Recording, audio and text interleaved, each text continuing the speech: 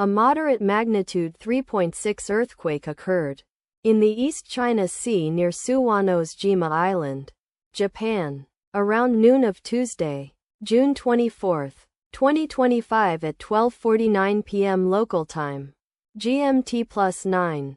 The quake had a very shallow depth of 5 kilometers, 3.1 miles, and was not felt, or at least not reported so. First to report, Raspberry shake after 7 minutes.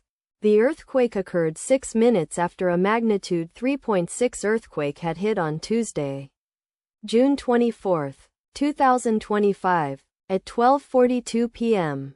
GMT+9 local time, in 33 kilometers, 21 miles, distance to the northwest.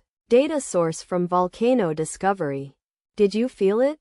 Let us pray. May the earthquake that occurred not affect our brothers and sisters there. May the earthquake not happen again. And may God protect everyone. Amen.